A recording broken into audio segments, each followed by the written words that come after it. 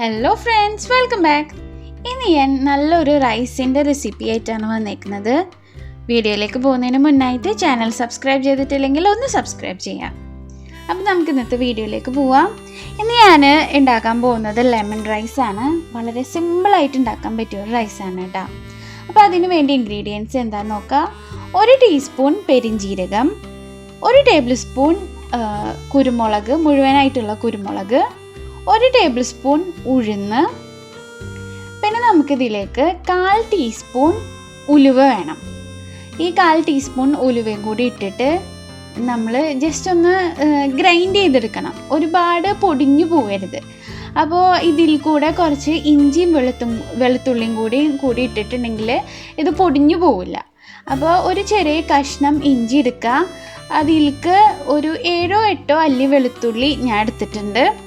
പിന്നെ ഞാനിത് 2 കപ്പ് ബസ്മതി റൈസിനാണ് കേട്ടോ ഈ ഒരു മസാല ഉണ്ടാക്കുന്നത്. അപ്പോൾ നമ്മൾ റൈസ് കൂട്ടി ഉണ്ടാക്കുമ്പോൾ അതിനനുസരിച്ച് അളവുകൾ വ്യത്യാസപ്പെടുത്തുക. ഇനി ഇതിലേക്ക് ഞാനൊരു മിക്സർ ജാറിലേക്ക് ഇട്ടിട്ട് എല്ലാം കൂടി ഇട്ടിട്ട് ജസ്റ്റ് ഒന്ന് ക്രഷ് ചെയ്തെടുക്കുന്നുണ്ട്.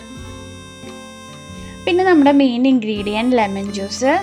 ഞാൻ ഇവിടെ വലിയ നാരങ്ങയുടെ ജ്യൂസ് എടുക്കുന്നുണ്ട്. പക്ഷേ നാരങ്ങയുടെ പുളി അനുസരിച്ച് എല്ലാവരുടെയും നിങ്ങളൊക്കെ ടേസ്റ്റ് അനുസരിച്ച് നാരങ്ങയുടെ ജ്യൂസ് കൂട്ടിയും കുറച്ചും ഇട്ട് കൊടുക്കുക. ജസ്റ്റ് ആ ഒരു ഫ്ലേവർ എന്തായാലും വേണം. അപ്പോൾ ആ ഒരു ഫ്ലേവറിന് എന്തായാലും ഒഴിച്ചു കൊടുക്കുക. പിന്നെ കൂടുതൽ ഇഷ്ടമാണെങ്കിൽ നമ്മൾ ലാസ്റ്റാണ് ലെമൺ ജ്യൂസ് ഒഴിക്കുന്നത്, അപ്പോൾ കൂടുതൽ ഒഴിച്ചു കൊടുക്കുക. ഇനി നമുക്ക്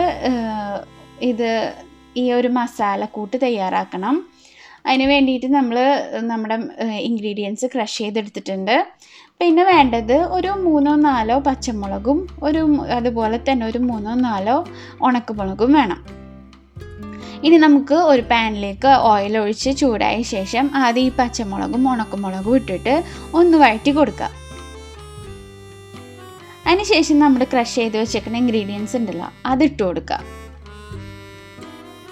നന്നായിട്ടൊന്ന് വഴറ്റി കൊടുക്കുക. ഒരു ഗോൾഡൻ കളർ ആകുമ്പോഴാണ് നമ്മുടെ കുക്ക് ചെയ്ത റൈസ് ഇതിലേക്ക് ഇട്ടെടുക്കാൻ പോണത്.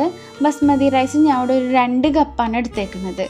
ഓവർ കുക്ക് ചെയ്തിട്ടില്ല. നമ്മൾ ഒരു ഹാഫ് കുക്ക് ബിരിയാണിക്ക് ഉണ്ടാക്കൂലേ, ഒരു ഹാഫ് കുക്കായിട്ട് ആ ഒരു പരുവത്തിൽ എടുക്കുക. കാരണം നമ്മൾ ഈ ഒരു കൂട്ടിയിലേക്ക് ചോറിട്ടിട്ട് നമ്മൾ കുറച്ച് നേരം കൂടിയും ആവി കയറ്റും, ദമ്മ് പോലെ ഇടും. അപ്പോൾ ഈ മസാല നന്നായിട്ട് ചൂടായ ശേഷം, അതായത് വഴണ്ട് വന്ന ശേഷം അതിലേക്ക് ഒരു 1/4 ടീസ്പൂൺ അല്ലെങ്കിൽ ഒരു 1/2 ടീസ്പൂൺ മഞ്ഞൾപ്പൊടിയും കൂടി ഇട്ടിട്ട് നന്നായിട്ടൊന്ന് വഴറ്റിയെടുക്കുക. അതിന് ശേഷം കുക്ക് ചെയ്ത് വെച്ചിരിക്കുന്ന ചോറ് കുറേശ്ശെ ഇട്ടിട്ട് നന്നായിട്ടൊന്ന് മിക്സ് ചെയ്ത് കൊടുക്കുക. ഈ മസാല ചോറിലേക്ക് നന്നായിട്ടൊന്ന് മിക്സ് ആവുന്ന രീതിയിൽ ഇളക്കി കൊടുക്കുക. ലാസ്റ്റായിട്ട് നമ്മുടെ ടേസ്റ്റിനനുസരിച്ച് നമ്മുടെ ലെമൺ ജ്യൂസ് എടുത്ത് വെച്ചിരിക്കുന്ന ലെമൺ ജ്യൂസ് ഒഴിച്ചു കൊടുക്കുക. ഒഴിച്ച് നന്നായിട്ടൊന്ന് മിക്സ് ചെയ്ത് കൊടുക്കുക. ഞാൻ ഈ ലെമൺ റൈസിൻ്റെ കൂടെ ഉണ്ടാക്കിയത് ചിക്കൻ ഫ്രൈ ആണ്. നല്ല സ്പൈസി ആയിട്ടുള്ളൊരു ചിക്കൻ ഫ്രൈയും കൂടി ഉണ്ടെങ്കിൽ ലെമൺ റൈസ് അടിപൊളിയാണ്. എല്ലാവരും ഒന്ന് ട്രൈ ചെയ്ത് നോക്കാം കേട്ടോ. പിന്നെ റൈസ് കുറച്ച് നേരം ഒന്ന് ദമ്മിലിടുക. ഒരു 5 മിനിറ്റ് മതി. 5 മിനിറ്റ് തികച്ചു വേണ്ട. അപ്പോൾ എല്ലാവരും ഒന്ന് ട്രൈ ചെയ്ത് നോക്കുക. ഒരുപാട് റെസിപ്പീസ് ഞാൻ അപ്ലോഡ് ചെയ്തിട്ടുണ്ട്. Keep watching. Thank you.